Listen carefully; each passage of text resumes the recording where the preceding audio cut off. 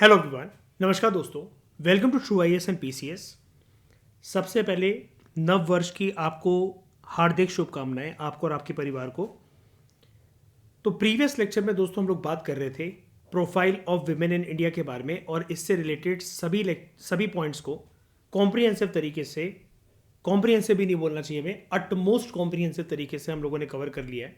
कोई भी डायमेंशन ऐसी नहीं है जो कि आप खुद से सेल्फ स्टडी करके कुछ पता लगा सको। जितनी बातें स्क्रीन के सामने जो टेक्स्ट था उसका बिहाइंड द सीन्स जो थे, मैंने सब कुछ आपको बता दिया है। अब आज के लेक्चर में इस बॉक्स को ज़रा हम डिकोड करेंगे। हमने लास्ट पॉइंट डिस्कस करा था ना, पॉलिटिकल स्टेटस ऑफ विमेन। उसी पॉलिटिकल स्टेटस ऑफ विमेन के बारे में कुछ और बातें करते हैं और कुछ नए टर्म्स को भी सीखेंगे, और एक बिल के बारे में बात करेंगे, विमेन रिजर्वेशन बिल। ये आपको पता होना चाहिए, स्पेशली आप में से जो गर्ल्स हैं, जो फीमेल्स हैं, जो कि इंटरव्यू वगैरह को फेस करेंगी। क्वेश्चन अगर मेंस में आ गया, प्रीलिम्स में आ गया, वो तो सबको करना है, लेकिन इंटरव्यू वगैरह में इस प्रकार के क्वेश्चन आपसे पूछे जा सकते हैं औरतों की पॉलिटिकल रिप्रेजेंटेशन को लेकर। ठीक है।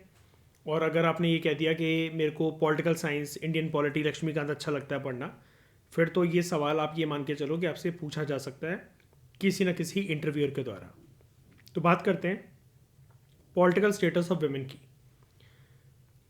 देखो, प्रीवियस लेक्चर से अभी तक हम इतना जान चुके हैं कि औरतों का बहुत कम स्टेटस होता है भारत के अंदर पॉलिटिकल सिनेरियो को लेकर।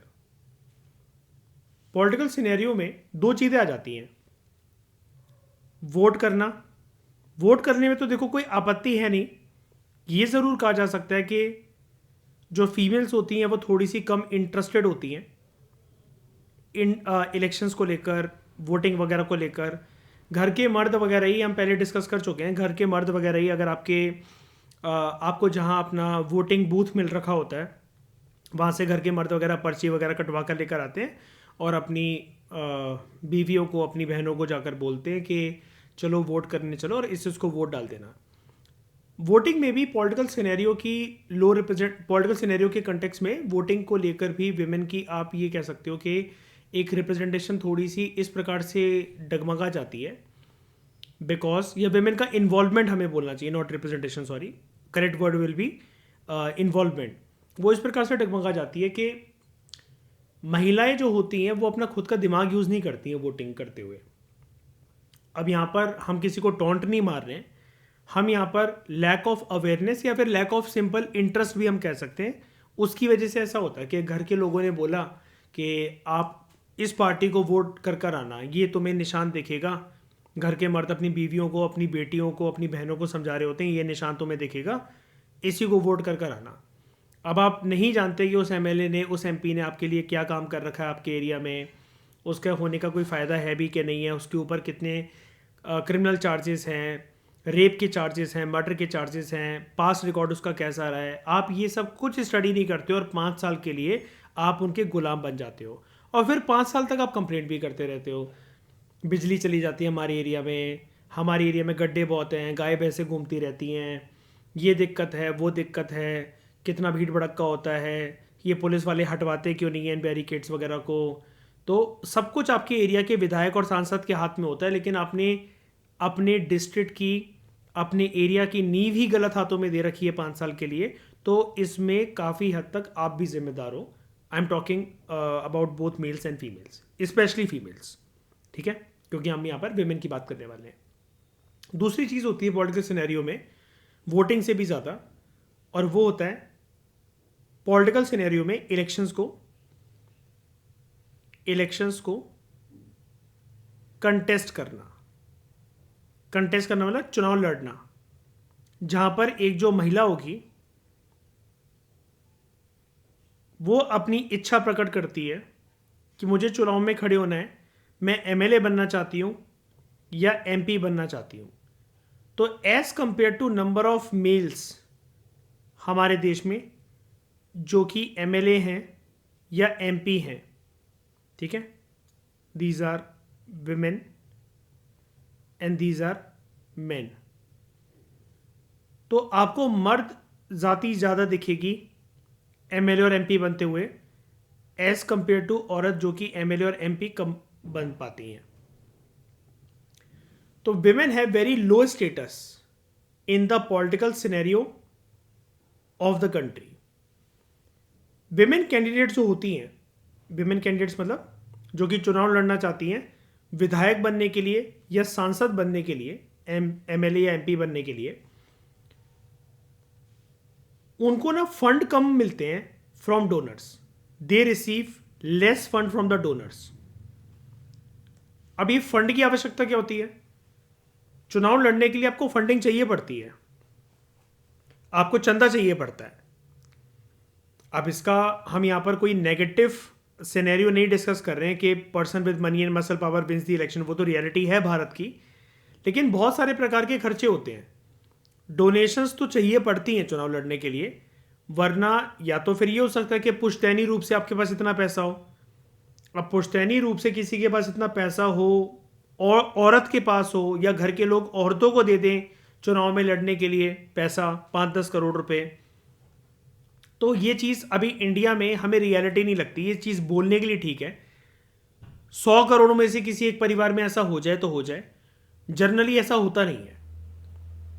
अगर कोई औरत एक इच्छा प्रकट अपनी करती है, आप अपने पापाओं से, अपने भाई से बोलकर देखना कि पापा या भैया हमें ना चुनाव के अंदर खड़े होना है, मेरे को चुनाव के अंदर खड़े होना है, और मुझे आप अपना ये घर जो है ये बेच दो, या फिर अपना पैसे मेरे को दे दो, या खेत बेच देते हैं, हम अपनी प्रॉपर्टी बेच देते हैं, मम्मी के जेवर जो है वो गिरवी रखवा देते हैं, तो आपको थप्पड़ पड़ेगा, या तो आपको गालियां पड़ेंगी, या चुप करके आपको बिठा दिया जाएगा।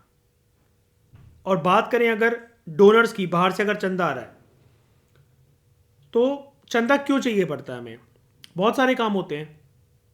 पार्टी वर्कर जो होंगे उनकी भी रिक्वायरमेंट्स होंगी, कुछ कुछ आप उनको भेजोगे आपका प्रचार वगैरह करने के लिए, आप रैली निकालोगे, गाड़ियाँ चाहिए पड़ेंगी आपको, आप पोस्टर्स और पैम्फलेट्स वगैरह छपवाओगे अपने, उसके लिए पैसा आपको चाहिए पड़ेगा। सबकी मीटिंग वगैरह आप बुला रहे हो, कोई आपने ग्राउंड कोई मैदान बुक कर रखा है, उसके लिए पैसा चाहिए पड़ेगा। ग्राउंड और मैदान में जो स्पीकर लगेंगे, जो लाइटिंग लगेगी, कुर्सी की जो व्यवस्था होगी, वो पैसा आपकी जेब से जाएगा। और ऐसे ना जाने कितने अनगिनत प्रकार के खर्चे होते हैं। यहाँ पर तो मैंने बात सारे लीगल खर्चों की कर रखी है। अब वो अलग बात है कि इलीगल खर्चे जो होते हैं वो अलग प्रकार से होते हैं, कि आपको लोगों को चिकन, मटन, दारू ये सब खिलाना पिलाना पड़ेगा ताकि वो आपकी तरफ अट्रैक्टेड हो, आपको वोट करें, आपकी पार्टी के लिए वोट करें। तो विमेन कैंडिडेट्स को जनरली लेस फंडिंग मिलती है फ्रॉम द डोनर्स, डोनेशन कम मिलती है, चंदा कम मिलता है चुनाव लड़ने के लिए। तो लैक ऑफ फंड भी एक रीज़न है कि विमेन रिप्रेजेंटेशन हमारे देश में लो है, मर्दों को ज़्यादा मिल जाता है। यहाँ पर लिखा भी हुआ है, women candidates tend to receive less funds from the donors when contesting the elections against male candidates. मर्दों को फिर भी मिल जाती है।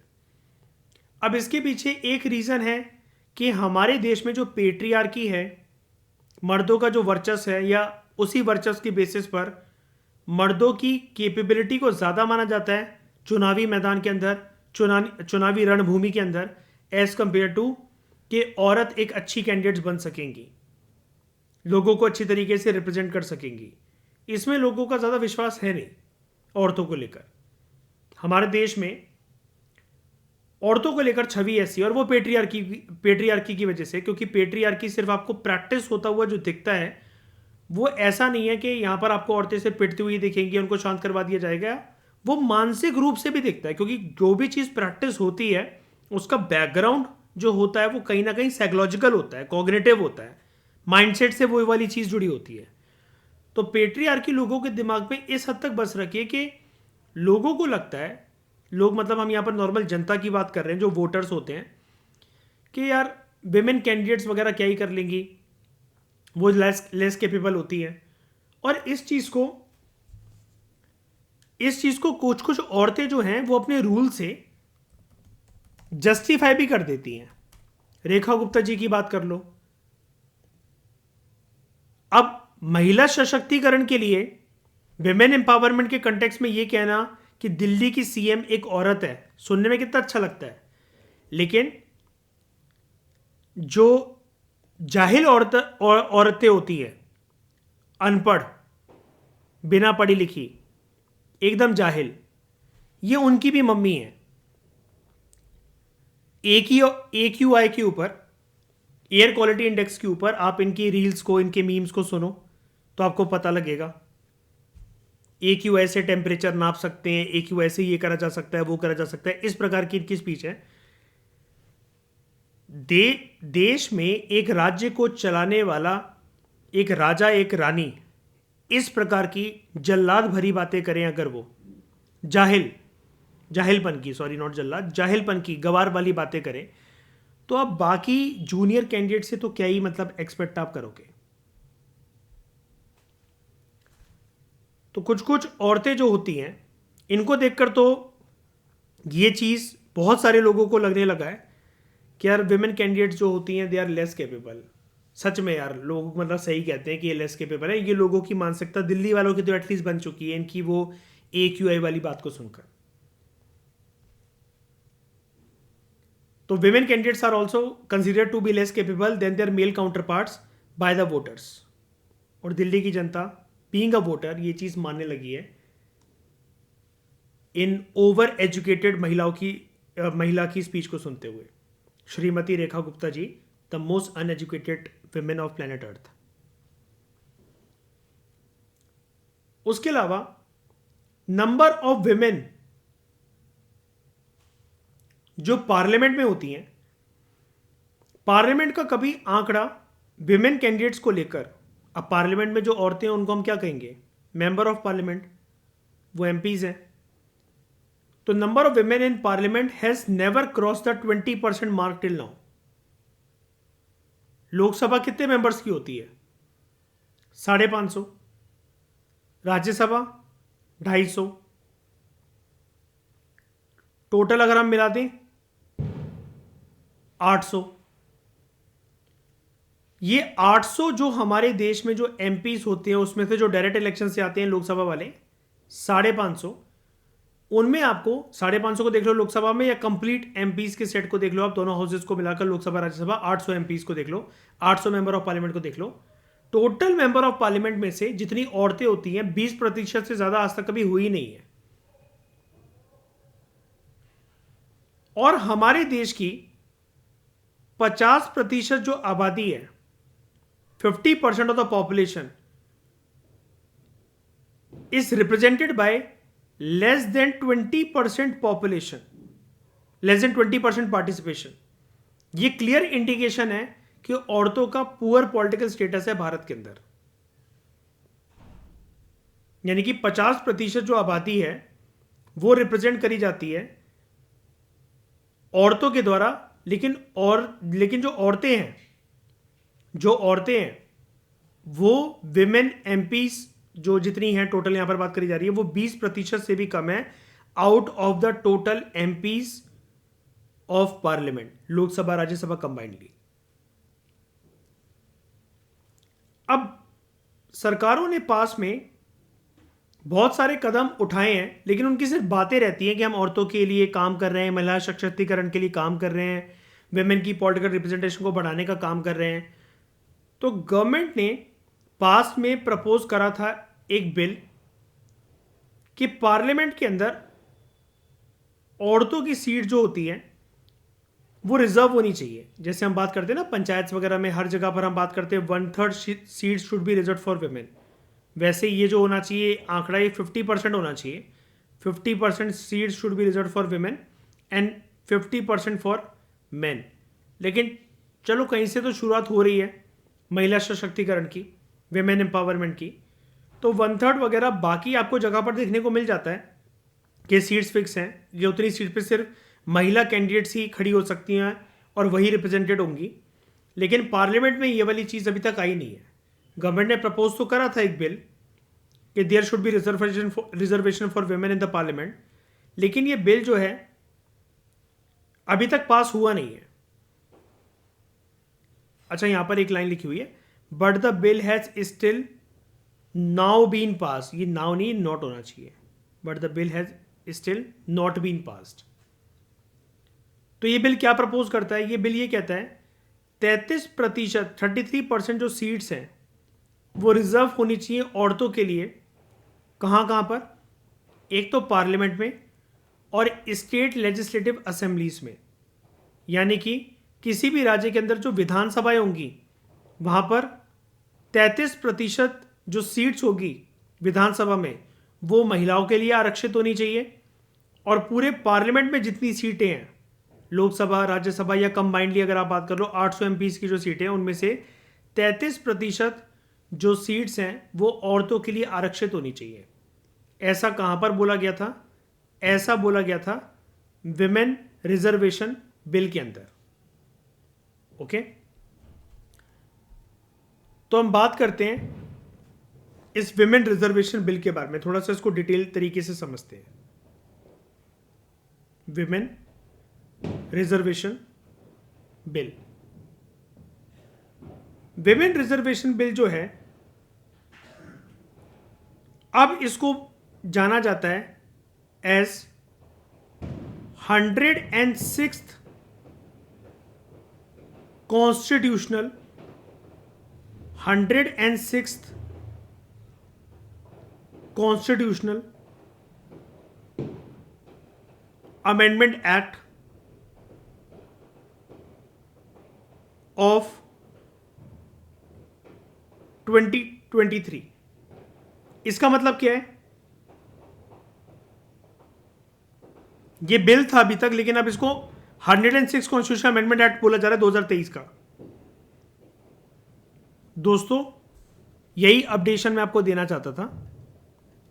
ये बिल अब एक्ट बन चुका है। लेकिन फिर आप मुझसे कहोगे सर अभी तक आप इतने सारे लेक्चर्स में बोल रहे हो, जब से चैप्टर स्टार्ट हुआ है, कि महिलाओं की जो सीट्स है वो आरक्षित जो होती है पार्लियामेंट के अंदर, विधानसभा के अंदर, वो तो पेंडिंग है। आप तो हम इतने टाइम से इस लेक्चर में यही, मतलब जब से ये टॉपिक शुरू हुआ है हमारा इंडियन सोसाइटी का, आप तो यही बताते जा रहे हो। आप लक्ष्मीकांत के लेक्चर्स अगर आपके उठाकर देख लीजिए प्लेलिस्ट से, तब भी आप उसमें यही बताते रहते हो। लेकिन अभी आप कह रहे हो कि ये तो अमेंडमेंट एक्ट बन चुका है, और अगर अमेंडमेंट एक्ट बन चुका है तब तो ये वाली चीज़ सर हो गई ना। अब ये बिल फिर बिल नहीं रहा, ये तो फिर ये एक्ट बन चुका है। तो दोस्तों दिक्कत ये है, सरकार बहुत चालाक है। सरकार ने पता क्या बोल रखा है? सरकार ने बोल रखा है जब अगला सेंसस आएगा, जब कभी भी वो उसके आंकड़े हमारे पास आएंगे, अगला सेंसस जब भी कंडक्ट होगा, तो आप जानते हो कि राजनीतिक प्रक्रिया में सेंसस कंडक्ट करने के बाद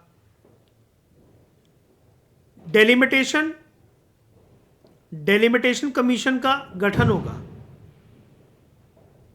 आकांक्षा डोंट वरी, मैं अभी आपको बताता हूं डेलिमिटेशन कमीशन क्या होती है। डेलिमिटेशन कमीशन, जब भी हमारे देश के आकांक्षा ये जो पॉपुलेशन के जो आंकड़े होते हैं जब ये बदलते हैं, आकांक्षा इतना तो मानते होगे कि अब जो सेंसस आएगा उसमें प्रीवियस सेंसस के कंपैरिजन में ज्यादा पॉपुलेशन निकल कर आएगी,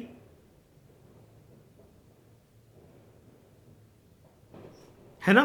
भारत की आबादी 2011 के कंपैरिजन में, अब अगर 2026 में अगर सच में सेंसस होता है, 26 में, 27 में, 28 में, 29 में, 30 में, जब भी सेंसस कंडक्ट होगा, अगले सेंसस में साल 2011 के कंपैरिजन में ज्यादा आबादी होगी, निकल कर आएगी, राइट। अब जब वो आबादी ज्यादा निकल कर आएगी तो मयूर, रिया, आप लोगों को यह भी पता होगा कि अलग अलग राज्य को जितनी सीट निर्धारित करी जाती हैं विधानसभा की, कि यूपी के विधानसभा से इतने विधायक चुनकर आ सकते हैं, या यूपी से इतने सांसद पार्लियामेंट में रिप्रेजेंट होंगे, ऐसा हर एक राज्य के साथ छेड़खानी होगी, नंबर चेंज होंगे सबके, क्योंकि पॉपुलेशन बदलेगी। हाँ या ना? बिल्कुल होगा, है ना। लक्ष्मीकांत में हम पढ़ते हैं। तो जब ये डेलिमिटेशन कमीशन का गठन होगा नया सेंसस आने के बाद, तो सरकार ये कह रही है कि ये हमने पास तो कर दिया है, मतलब मोदी जी ने एक लॉलीपॉप तो पकड़ा दिया देश को, लेकिन कह रहे हैं कि बच्चों आप इस लॉलीपॉप को कब चूसोगे? आप इसको चूसोगे 2029 के बाद। तब तक सेंसस कंडक्ट हो जाएगा, नया नंबर आ जाएगा, डेलिमिटेशन कमीशन का गठन हो जाएगा, और डेलिमिटेशन कमीशन का गठन होने के बाद सारे के सारे राज्यों के ये जो रिप्रेजेंटेशन होती है कि विधानसभा में कितने विधायक होंगे, विधानसभा में तो विधायक ही हो सकते हैं, विधानसभा का दूसरा नाम क्या है? State legislative assemblies. उसमें हर एक स्टेट लेजिस्लेटिव असेंबली में जो नंबर ऑफ एमएलएज हैं वो चेंज हो जाएंगे, क्योंकि पॉपुलेशन बढ़ जाएगी। तो ज़्यादा पॉपुलेशन बढ़ने का मतलब ये है, इसको सिंपली ऐसे समझो आकांक्षा, अभी तक एक एरिया की आबादी इतनी है, ये सारे लोग हैं, ठीक है, और इन लोगों को इतने लोगों द्वारा रिप्रेजेंट करा जाता है कि इतने विधायक हैं। लेकिन अब कुछ टाइम के बाद ये वाली आबादी बढ़कर हो जाती है इतनी, ये बड़ा सर्कल बन गया। तो जो इनके रिप्रेजेंटेटिव होंगे वो भी तो बढ़ने चाहिए कि नहीं बढ़ने चाहिए, आकांक्षा बताओ। तो ये चीज कब होगी? अगला सेंसस आने के बाद। तो सरकार का कहना है कि हमने इसको लोकसभा में पास तो करवा दिया है, लॉलीपॉप तो दे दी है, लेकिन अभी लॉलीपॉप का रैपर उतार कर आपको उसको चूसने नहीं दिया जाएगा। उसका टेस्ट, उसका स्वाद आपको मिलेगा अगले सेंसस के जब आंकड़े आएंगे, फिर डेलिमिटेशन कमीशन का गठन होगा, उसके बेसिस पर आबादी, ऑब्वियस सी बात है सरकार को पता है कि बढ़ के निकलेगी, तो विधानसभा के अंदर एमएलएज भी बढ़ जाएंगे, और अगर एमएलएज बढ़ जाएंगे तो पार्लियामेंट के अंदर एमपीज भी बढ़ जाएंगे। इसलिए मोदी जी ने नए पार्लियामेंट की बिल्डिंग का गठन करा, इसलिए बनवाई है नई पार्लियामेंट की बिल्डिंग, क्योंकि उनका कहना था कि पुराने पार्लियामेंट के अंदर सभी एमपीज अगले सेंसस आने के बाद फिट नहीं बैठ पाएंगे, जगह नहीं है इतनी। तो उन्होंने नए पार्लियामेंट की बिल्डिंग बनवाई, ये कहते हुए कि आगे चलकर एमपीज की संख्या बढ़ेगी, मेंबर ऑफ पार्लियामेंट की संख्या बढ़ेगी, लोकसभा और राज्यसभा में ज्यादा एमपीज आएंगे, तो उनके बैठने की जगह बनाने के लिए हमें थोड़ा सा ज्यादा बड़ा स्पेशियस स्ट्रक्चर चाहिए। तो पुराना वाला पार्लियामेंट म्यूजियम के अंदर कन्वर्ट कर दिया गया है, और नया वाला जो पार्लियामेंट है वो ज्यादा स्पेशियस है, ज्यादा सीटें हैं उसके अंदर एमपीज के लिए एज कंपेयर टू पुराना वाला पार्लियामेंट। ये है कहानी कि पार्लियामेंट की बिल्डिंग वगैरह क्यों बनाई गई। ओके, तो यहां पर सरकार ये कह रही है कि 2029 के बाद इसको इंप्लीमेंट करा जाएगा। अभी यानी कि 100 बात की एक बात, ये विमेन रिजर्वेशन बिल अब सिर्फ बिल नहीं रहा, ये 106 कॉन्स्टिट्यूशन अमेंडमेंट एक्ट बन गया 2023 का। और इसका जो दिक्कत यही है, इसका जो इंप्लीमेंटेशन है, बट इट्स implementation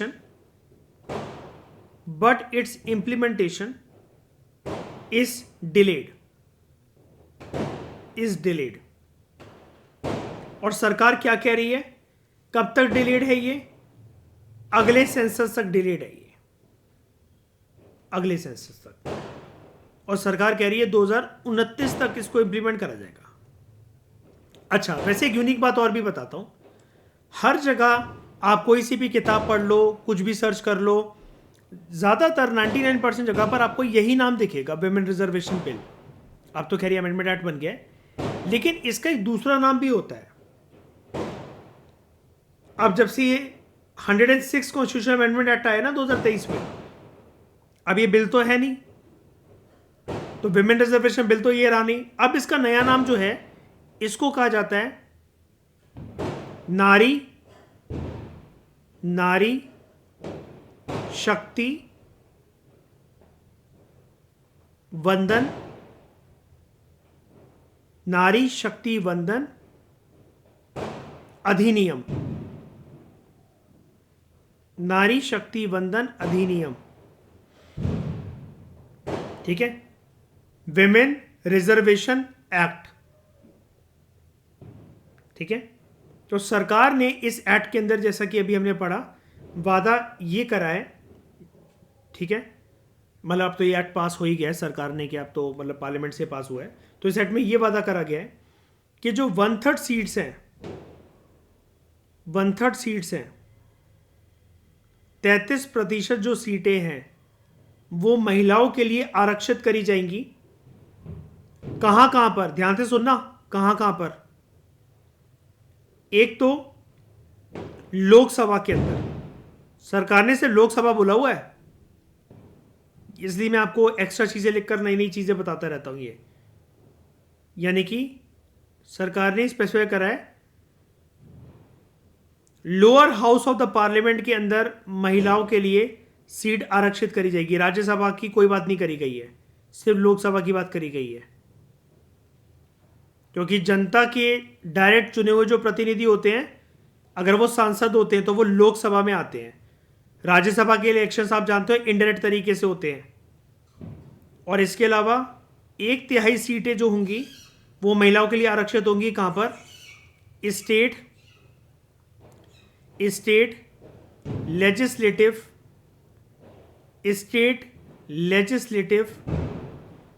असेंबलीज के अंदर, जिसको आप एक और नाम से जानते हो, इन्हीं को हम कहते हैं विधानसभा।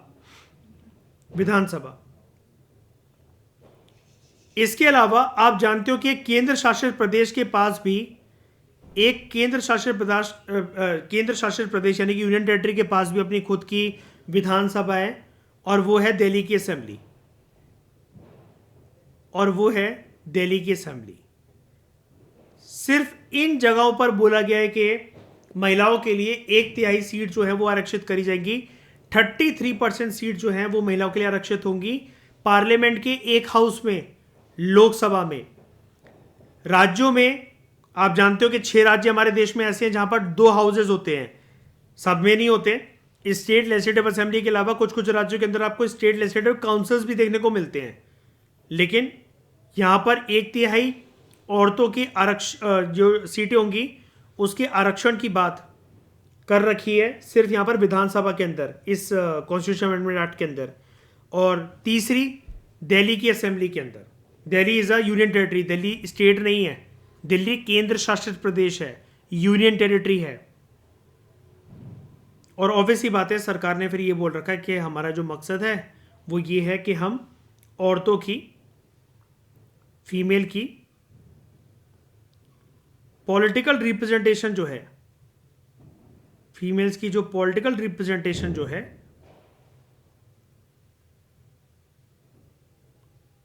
उसको बढ़ाना चाहते हैं।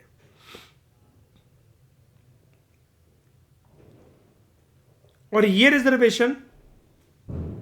रिजर्वेशन औरतों के लिए क्या हर सीट पर एप्लीकेबल होगा? तो ये जो रिजर्वेशन है, 1/3 रिजर्वेशन, ये औरतों के लिए कहां कहां पर अप्लाई होगा, एप्लीकेबल होगा। अब अप्लाई कहां कहां पर होगा, क्या कहां पर एप्लीकेबल होगा, इसका मतलब क्या है? देखो, 2 तरह की सीट्स होती है, 2-3 तरह की सीट्स होती है। एक तो आप जानते हो, एक होती है जनरल सीट्स,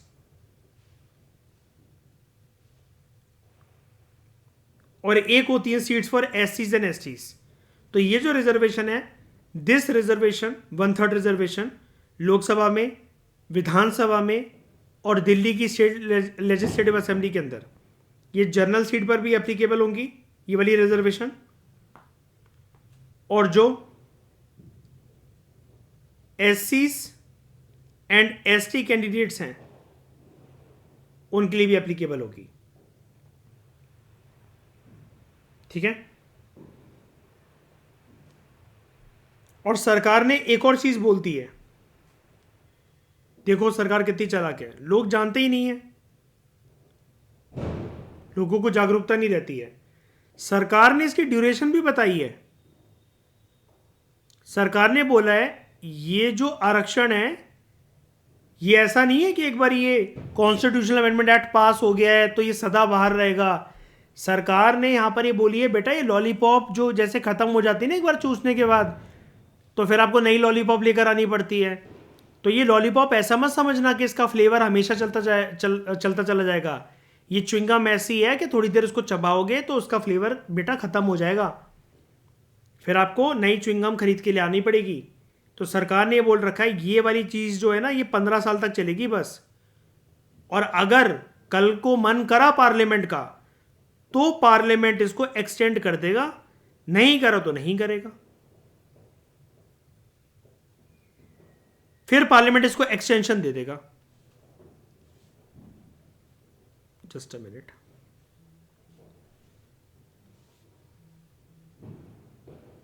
फिर पार्लियामेंट इसको एक्सटेंशन दे देगा 15 साल के बाद। अगर पार्लियामेंट का मन करा तो। अब देख रहे हो सरकार की साइड से कितनी सारी चीजें ऐसी हैं जो कि मतलब अब करवाए तो सरकार नहीं है, वैसे तो हम पार्लियामेंट को बोलना चाहिए वैसे तो हमें, लेकिन हम कोसेंगे यहां पर सरकार को। क्यों? मूड हमारा मन। इसमें सबसे पहले तो सरकार ने इसको पास करवा दिया पार्लियामेंट के दोनों हाउसेस से। तो अब ये बिल ना रहकर, ये विमेन रिजर्वेशन बिल ना रहकर, ये तो हमारा 106 कॉन्स्टिट्यूशन अमेंडमेंट एक्ट बन गया है। 2023 में ये वाली चीज हो गई थी, सुनने को आपको क्यों नहीं मिलती है? इसके लिए तो हो हल्ला मच जाना चाहिए था, अभी तक बहुत हाइप बन जानी चाहिए थी। इंप्लीमेंट नहीं हुआ है। अब सरकार के बहुत सारे डबल स्टैंडर्ड्स की चीजें समझने की कोशिश करो। पहले तो एक तो सेंसस की बात कर रही है सरकार कि अभी इस लॉलीपॉप को नहीं खाने दिया जाएगा, पहले सेंसस आने का वेट करो। फिर सेंसस के जब आंकड़े पब्लिश हो जाएंगे फिर डेलिमिटेशन कमीशन का वेट करना। फिर डेलिमिटेशन कमीशन के आंकड़ों के आधार पर जब ये विधानसभा और लोकसभा और दिल्ली की स्टेट लेजिस्लेटिव असेंबली की जब ये सीटें बढ़ेंगी तब जाकर 2029 से हम इसको इंप्लीमेंट करेंगे। और यहां पर दूसरी चीज, ये आरक्षण सिर्फ लोकसभा के लिए एप्लीकेबल है, राज्यसभा के लिए नहीं। विधानसभा के लिए एप्लीकेबल है, विधान परिषद के लिए नहीं। दिल्ली की लेजिस्लेटिव असेंबली के लिए एप्लीकेबल है, किसी और यूनियन टेरिटरी की लेजिस्लेटिव असेंबली हो तो उसके लिए एप्लीकेबल नहीं है। और फिर जब ये इंप्लीमेंट करा जाएगा तो ये हमेशा के लिए नहीं है, अनिश्चित काल के लिए नहीं है, 15 साल के लिए। और यहां पर जैसे हम लगा देते हैं ना कि किसी चीज के ऊपर कि by one get one free, by one get 3 free, तो एक छोटा सा स्टार मार्क लगा होता है ऐसे ऑफर के ऊपर, टर्म्स एंड कंडीशंस अप्लाई। तो टर्म्स एंड कंडीशंस क्या है? पार्लियामेंट अगर इसे एक्सटेंड करेगा तो फिर ये और सोच विचार होगा इस पे। अभी लेकिन ये 15 साल के लिए, ठीक है, ये वाली चीज है। तो इस बिल को पास कर दिया गया था दोनों हाउसेस के द्वारा। कब पास करा गया था? सितंबर 2023 में। और उसके बाद ये बन गया था 106 कॉन्स्टिट्यूशनल अमेंडमेंट एक्ट ऑफ 2023। और सरकार ने बोल रखा है 2029 क्यों? क्योंकि 2029 में होंगे चुनाव। अब गेम को समझने की कोशिश करो। मैं बताता हूं आपको मोदी जी की साइकोलॉजी, जिसको जनता नहीं समझती है, लेकिन हम डायरेक्टली प्रधानमंत्री की साइकोलॉजी को कन्फ्रंट करते हैं। कैसे? ये अच्छे से अभी इंप्लीमेंट हो सकता था, लेकिन अगर मैं मानूं कि आई एम मिस्टर मोदी और मेरी बात चल रही है अमित शाह जी से, राजनाथ सिंह जी से और सारे मंत्रियों से, निर्मला सीतारमण वगैरह जी से, हाँ भाई दोस्तों 2029 में क्या मुद्दा बनाएंगे? राम मंदिर बनवा दिया, कश्मीर से आर्टिकल 370 हटा दिया, हिंदू मुसलमानों की लड़ाई भी बहुत करवा दी। अब क्या करें? सर विमेन रिजर्वेशन बिल, यार वो भी पास करवा दिया यार, अब तुमने बताया नहीं यार, तुम्हें पहले बताना चाहिए था। तो एक काम करते हैं सर जी, निर्मला सीतारमण पीछे से बोलेंगी, सर जी काम करते हैं रोक लेते हैं इसको।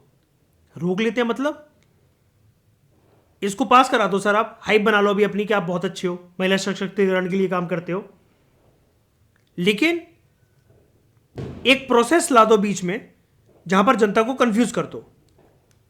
कैसे? राजनाथ सिंह जी ने हाथ उठाया, मैं बताऊं। हाँ जी बोलो तुम। एक काम करो, इसको पास करवा दो, एक्ट बनवा दो। लेकिन सर जी डेलिमिटेशन कमीशन याद है? ट्रू आईएएस एंड पीसीएस के चैनल में पढ़ाया जाता है ये लक्ष्मीकांत के लेक्चर्स में कि हर सेंसस के बाद एक डेलिमिटेशन कमीशन का गठन होता है जहां पर आबादी बढ़ती हुई दिखती है, और आबादी बढ़ती हुई दिखती है तो विधानसभा, लोकसभा और स्टेट लेजिस्लेटिव असेंबली के फिर ये बढ़ते हैं, नंबर ऑफ सीट्स बढ़ती हैं। तो मोदी जी कहेंगे हाँ मैंने सुना है। तो इसको जनता को ये बताते हैं कि जब अगले सेंसस में डेलिमिटेशन कमीशन के आंकड़े बढ़ते हुए निकलेंगे तब इसको बढ़ा देंगे। तो मोदी जी पूछेंगे इससे फ़ायदा क्या होगा? अरे सर जी टाइम मिल जाएगा, सेंसस वैसे ही आपने बोल रखा है 2026, और डिले करवा देना थोड़ा सा, आंकड़े आएंगे, डेलिमिटेशन कमीशन वगैरह पब्लिश करेगी, लेकिन 29 से पहले पहले करवा देना। फिर मोदी जी बोलेंगे 29 से पहले पहले क्यों करवा देना?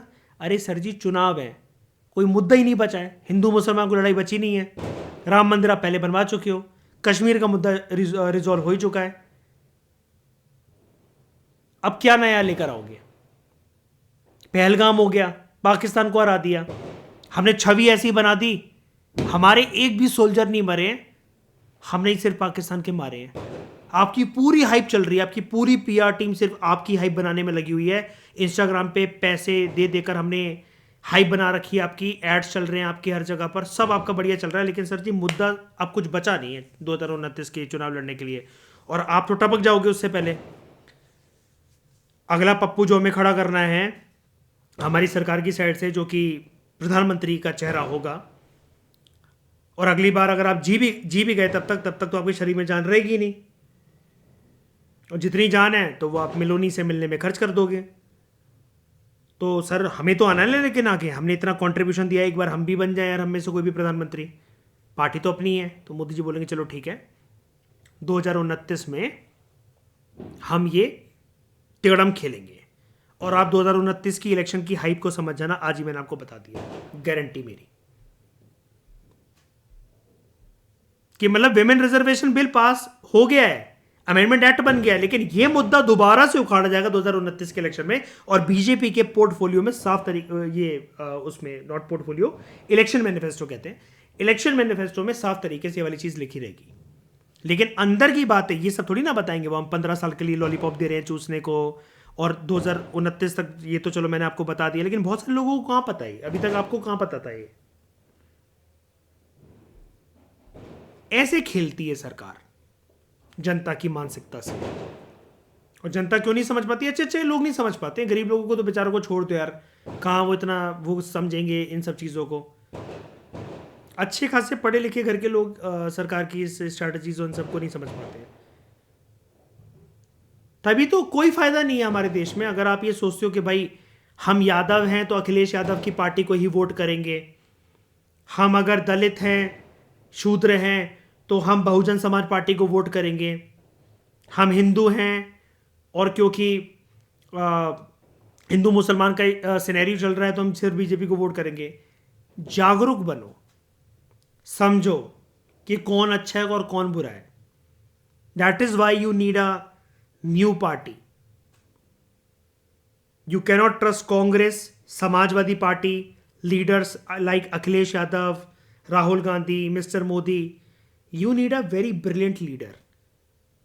You need a very brilliant party which is commanded by extraordinary leader like संयुक्त भारतीय सेना।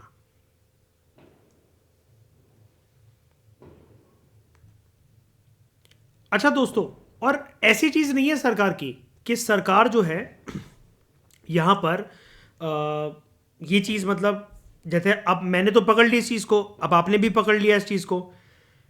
अब सरकार ने यहां पर ना, ऐसा नहीं है कि ये चीज हवा में तीर छोड़ा है कि हम 2029 में वगैरह करवाएंगे। सरकार को क्रिटिसिज्म पे से भी तो बचना है। अब सरकार को अपन जैसे पढ़े लिखे जो लोग हैं, we are not literate, we are educated people, तो हम जैसे लोग गालियां न दें। तो सरकार ने पता क्या कह रखा है? सरकार ये कहती है कॉन्स्टिट्यूशन के आर्टिकल्स को पढ़ो, आर्टिकल 82 और आर्टिकल 173। आर्टिकल 182 और 173 ये कहते हैं कि जब भी हमें सीटें बढ़ानी हैं तो हमें नए सेंसस को लेना होता है, और उसके साथ ही डेलिमिटेशन कमीशन का गठन होगा, उसके बाद ही सीटें बढ़ाई जा सकती हैं। अब सरकार ये कह रही है, लेकिन सरकार की तो इस बात से भी मैं एग्री नहीं करूंगा। क्यों नहीं करूंगा? भाई तुम सीटें आरक्षित कर रहे हो, मुझे क्या मतलब है, ये किसी को क्या मतलब है कि सीटें बढ़ रही हैं कम हो रही हैं? जितनी अभी हैं उतनी आरक्षित करो। लेकिन सरकार ये बोलती है यार आरक्षित कहां से करें यार, अब तो हम अभी बैठे ही हैं ना 2029 तक, 29 में जब ये हो सब कुछ हो जाएगा 29 से करके देख लेंगे हम। और सरकार को इसके बेसिस पर पूरा भरोसा है कि 29 में हमारी सरकार आएगी। फिर से आएगी हमारी सरकार।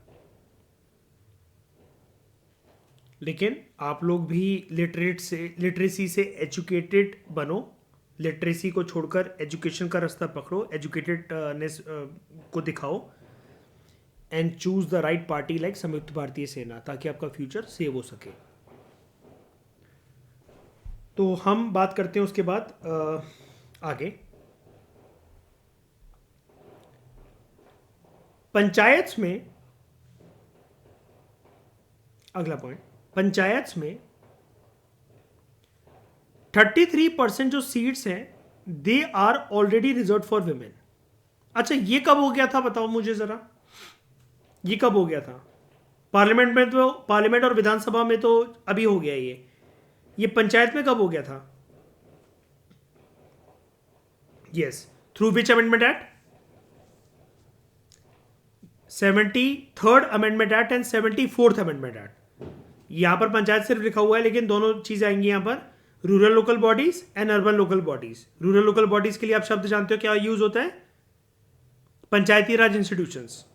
और अर्बन लोकल बॉडीज के लिए क्या वर्ड यूज करते हैं हम लोग? म्युनिसिपैलिटीज।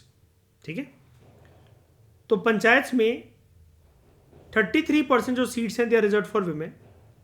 इसकी वजह से बड़ी सारी विमेन लीडर्स जो हैं वो निखर कर आई हैं, उभर कर आई हैं, जनता की रिप्रेजेंटेटिव्स बनी है वो पंचायत लेवल पर।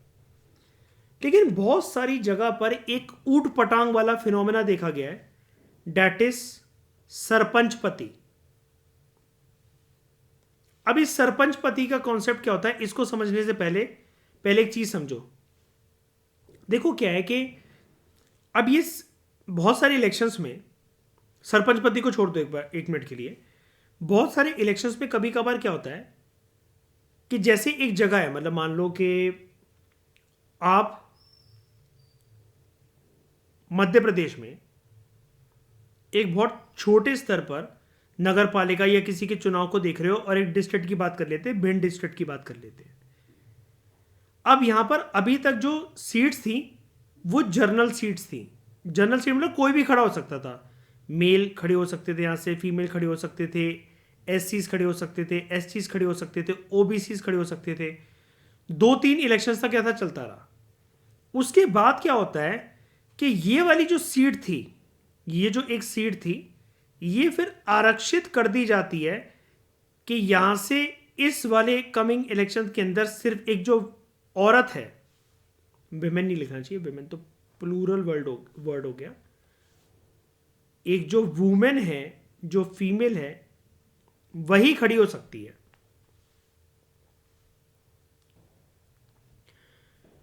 अब समझने की कोशिश करना, विमेन सीट हो गई, आरक्षित हो गई, औरतें तो इंटरेस्टेड नहीं है, कभी राजनीति में आई नहीं है, तो अब इस सीट का क्या होगा? कोई भी नहीं लड़ेगा।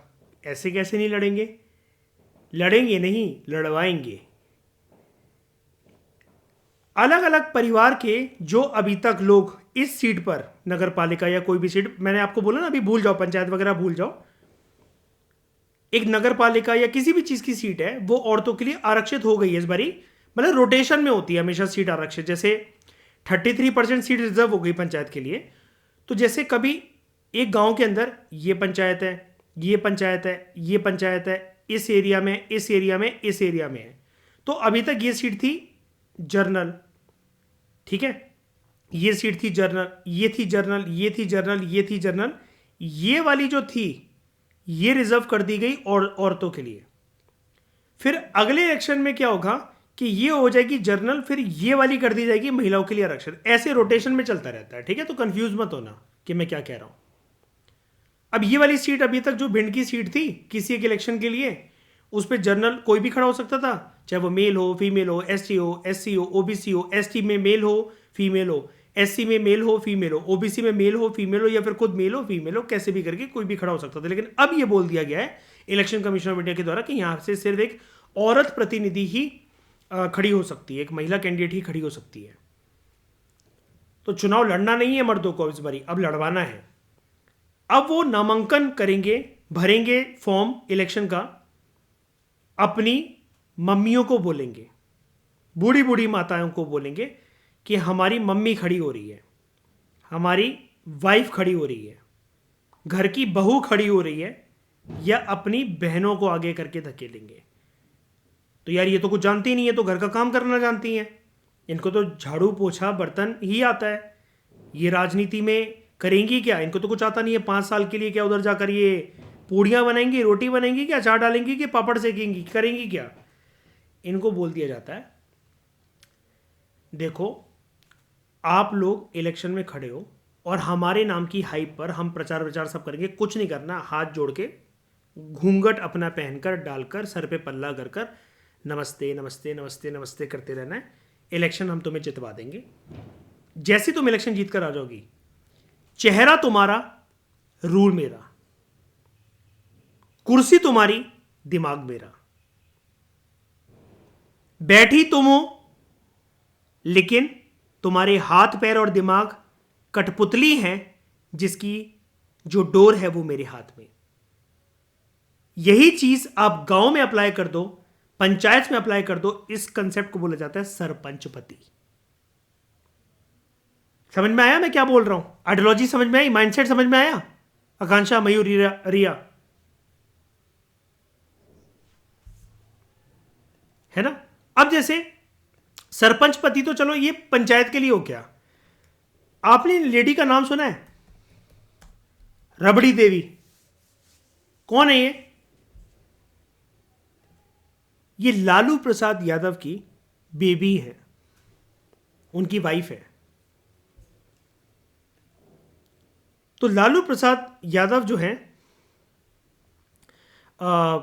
एक बार के लिए चुनावी मैदान से कुछ हो गया था, उथल पुथल, बाहर हो गए थे, तो इनको आगे खड़ा करवा दिया था लालू प्रसाद यादव ने। और ये रबड़ी देवी,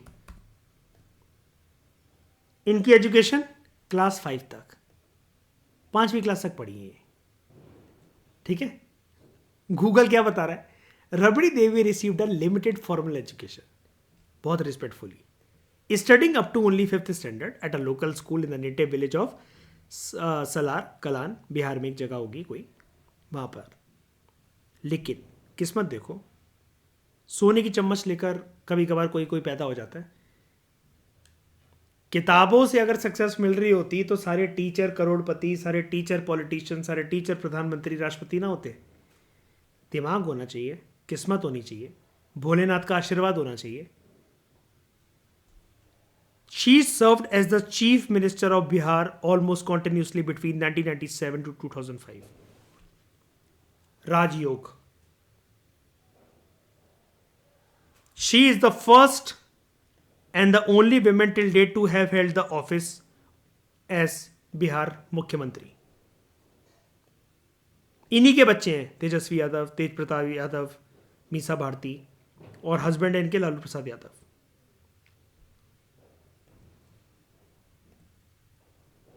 तो क्यों करा लालू प्रसाद यादव ने इनको आगे? तो वो बोली भाई हम तो भाई कुछ जानते ही नहीं है। जब घर पे बैठ के डिस्कशन हुई होगी तो उन्होंने बोला होगा यार हम कहाँ से सीट संभाल लेंगी, हम तो कछू जानत ही ना। लालू प्रसाद यादव ने बोला होगा बेबी कोई टेंशन वाली बात ही नहीं है, तुम आगे तो बढ़ो, तुम कछू नहीं जानती हो लेकिन हम तो बैठे हैं तुम्हारे पीछे, हम सब करवा लेंगे, कोई टेंशन नहीं है। ये जो फिनोमेना होता है इसी को बोलते हैं कि औरतों को आगे करना, लेकिन लगाम जो संभालेगा वो मर्द संभालेगा।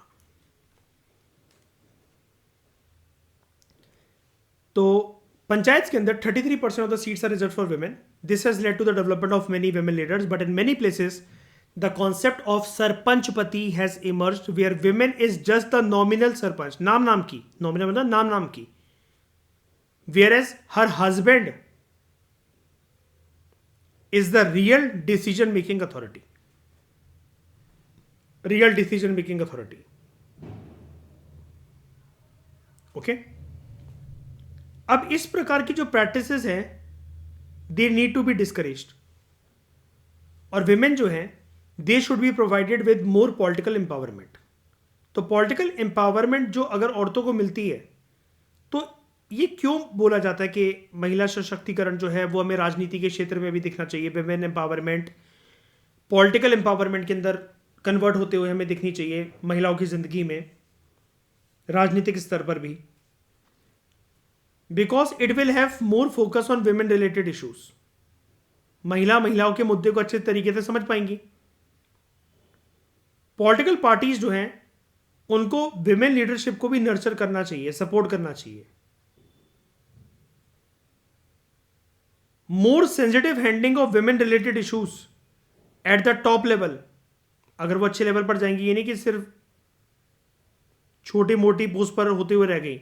जैसे यहां पर बात हो रही है सीएम के लेवल पर, या फिर गांव की बात करें, पंचायत की बात करें तो सरपंच के लेवल पर, और वो भी अपने दिमाग से, ये नहीं कि कुर्सी में बैठी हैं वो सत्ता चला रहे पति।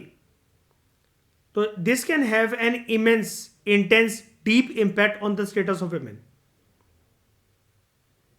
And it would help in inspiring other women also, कि वो भी ऐसे रोल में बढ़ चढ़कर हिस्सेदारी लें, आगे बढ़े, और मल्टीपल वुमेन लीडर्स हमें हमारे देश में देखने को मिले। अब बड़े सारे विमेन मूवमेंट्स हैं, सिटीजन एक्टिविज्म है, एनजीओस हैं, जो कि इस प्रकार का पब्लिक प्रेशर पुट करती हैं सरकार के ऊपर कि सरकार को ऐसी पॉलिसीज लेकर आनी चाहिए जहां पर एटलीस्ट 50% जो इलेक्शन टिकट्स हैं वो विमेन को मिलने चाहिए। तो ऐसी कौन कौन सी मूवमेंट्स और कौन कौन सी बॉडीज हैं, जैसे एक का नाम है Shakti, this is a women movement, political power to women, ये इस चीज के लिए काम करते हैं। फिर there are some bodies known as National Association of Women Organisations, ये कोई एक बॉडी नहीं है, ये एक अम्ब्रेला टर्म को डिनोट करने के लिए वर्ड यूज करा जाता है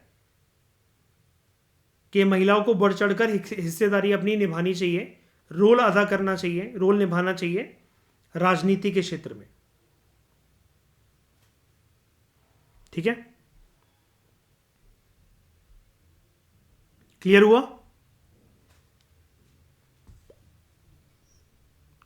कोई डाउट तो नहीं किसी को भी?